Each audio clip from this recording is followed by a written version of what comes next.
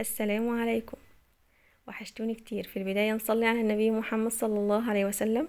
ولو بتحبي بقى الأكلات السهلة والسريعة والبسيطة كده خليكي معايا لآخر الفيديو. هنعمل النهاردة من نص كيلو سجق، هنطلع الكمية الوفيرة ما شاء الله اللي احنا شفناها مع بعض دي.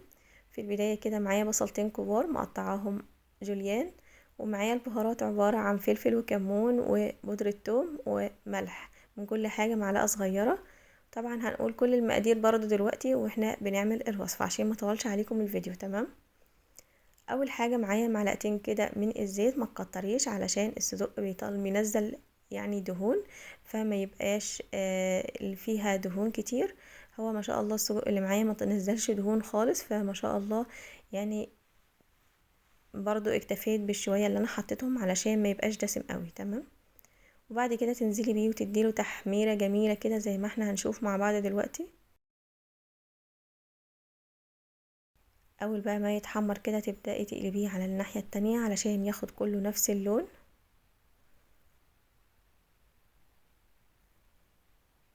طبعا الخطوة دي مهمة جدا، بتنقل بجد السجق في حتة تانية خالص، وبتديه وبيبقى الطاجن بيبقى طعمه جميل جدا. تمام. بعد كده اول ما يحمر معايا هبدأ بقى اشيله كده في طبق، وهقول لكم ليه دلوقتي، وهنعمل باقي الخطوات مع بعض.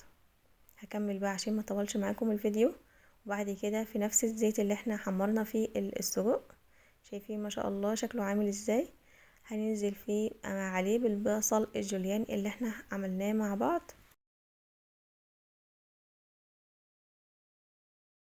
وتبدأي بقى كده تسيبيه على نار هادية.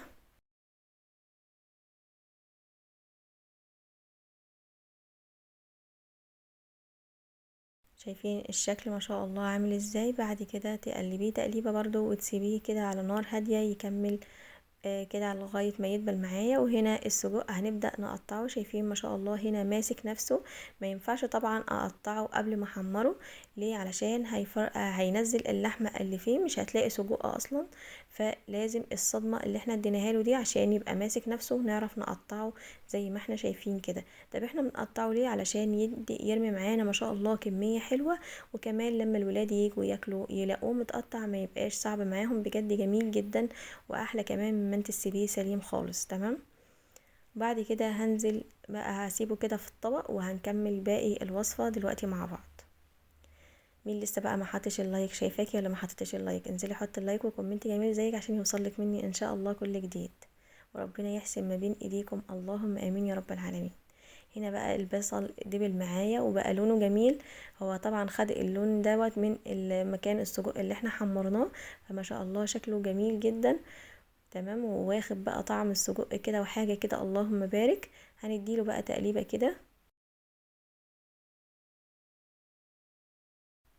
وبعد كده بقى انزل بالبهارات اللي احنا قلنا عبارة عن معلقة من الكمون والفلفل وبودرة الثوم. على فكرة الثوم دوت انا اللي عاملاه، بودرة الثوم ديت انا اللي عاملاها في البيت، وهنزل لكم ان شاء الله الطريقة قريب جدا. والملح طبعا ما نكترش ملح كتير، يعني عشان السجق اصلا بيبقى فيه بهارات، فما يبقاش طعمه يعني صعب قوي في الاكل.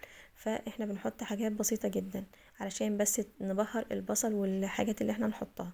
هنا معايا بقى كوباية من المية عليها معلقة من الصلصة، ودي بتديني صوص جميل جدا للسجق بجد، بيبقى بتنقله في حتة تانية، وكمان علشان يستوي معايا.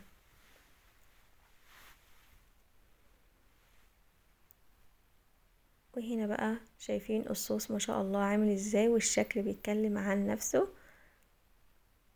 تمام. لو وصلت لغاية هنا ما تنسيش تصلي على النبي محمد صلى الله عليه وسلم وتذكري الله، وطول ما انت واقفة يا غالية في المطبخ كده اذكري الله وصلي على النبي محمد صلى الله عليه وسلم.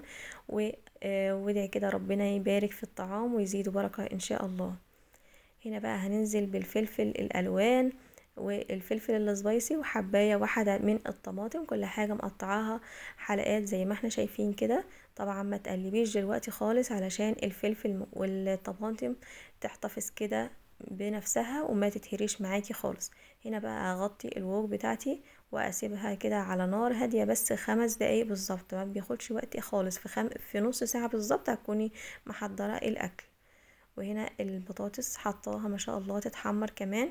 وعلشان تطلع معاكي مقرمشه هنعمل ايه؟ هنقطعها قبل ما نحمرها بحوالي نص ساعه او ساعه كده، ونحط عليها معلقه خل ومعلقه ملح، بجد بتخليها مقرمشه وجميله جدا. وهنا بعد ما مر كده حوالي 5 دقايق، شايفين ما شاء الله الشكل عامل ازاي.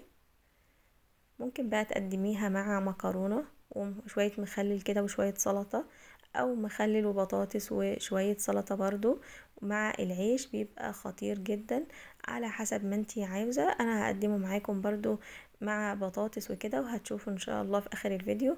وطبعا بعمل الاكل كامل متكامل عشان تاخدي الفكرة، وممكن تغيري براحتك زي ما انتي عاوزة. هنا بقى شايفين الكمية ما شاء الله، اللهم بارك. النص كيلو عمل معايا كمية حلوة جدا، والشكل اللهم بارك بيتحدث عن نفسه. وربنا يحسن ما بين ايديكم جميعا، اللهم امين. هنا بقى هنقدم الاكل. حمرت بقى شوية البطاطس الجمال ما شاء الله، شايفين اللون ذهبي ومقرمشة وجميلة جدا، وشوية مخلل كده، وبألف هنا وشفا على اللي كل. واشوفكم في فيديو جديد ووصفة جديدة، والسلام عليكم ورحمة الله وبركاته يا احلى واجمل اخوات.